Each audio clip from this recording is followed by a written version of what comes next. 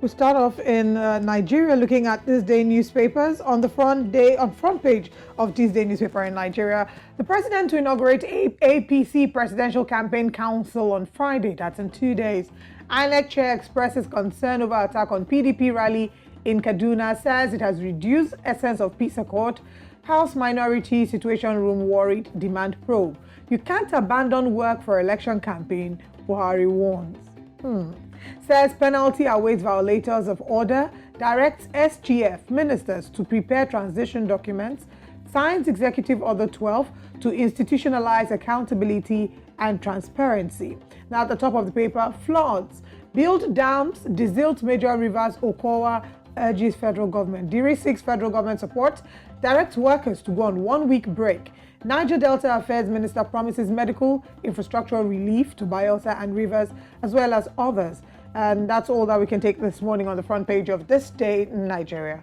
All right, let's see what the Punch newspapers has for us also here in Nigeria.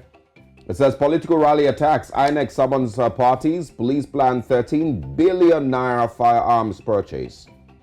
IG and INEC chair to meet at Damu.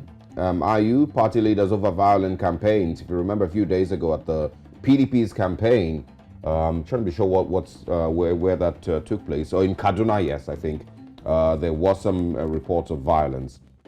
And they're saying that it's now violating their peace accord. Yeah, it says our governorship candidate didn't mastermind attack on PDP rally, and that's from Kaduna APC. Northern Coalition to publish Atiku, Tinubu, and Obi's promises. And also on the point this morning, flood victims battle hunger, risk disease in Anambra. It's one of the things that we're going to be talking about today. Federal government to complete Lagos-Ibadan Expressway in December. And also, I don't know who killed Ataga. I fled in fear, and that's from Chidima. The case is still ongoing. Tinubu launches campaign, unveils manifesto Friday. Nigerians pay over 1 trillion naira tax to 36 states. And insurgency killed 100,000, displaced 2 million, says the Chief of Defense Staff. Finally, this morning, incoming administration to inherit $716 million judgment debts. Interesting. Wow. Very interesting. All right, let's move away from Nigeria. Let's move to South Africa this morning, looking at the Sowetan. On the front page, Baby Thatcher's talks that had strings on page 5. Loss of chief scorer, no crisis. M. Fonzazi, essays law of affair with bests. Bespoke rumors, I think that's what's written here. Bespoke boomers. Sowetan motoring power to the cheapies. Celebs risk boxing debts on page 25. Gardi sues Lamola for 18 million rand. Family says correctional services failed to keep an accused in Hilary Gardi murder in jail despite him violating his parole conditions before the murder. That's, of course, updates on the Hilary Gardi case.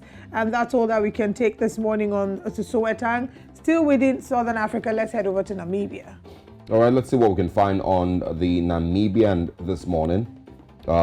It says here, Kapofi's 200,000 Namibian dollar swindler arrested. Mahuto to appear today after he was found hiding in Komastal. Also, 75 robbery and scamming cases in Oshana in 90 days. NAMRA targets taxes on board fees and allowances. Fishing operators also flagged as troublesome.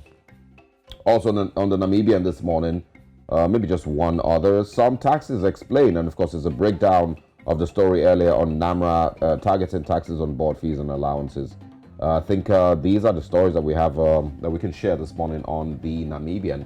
We, of course, would have more stories for you in the second half of Breakfast Central from 8 a.m. More of these newspapers across the continent. But for now, you can simply tweet at News Central TV. Let us know what your thoughts are on any of these stories here in Nigeria, in Namibia, or any other part of the continent that excites you.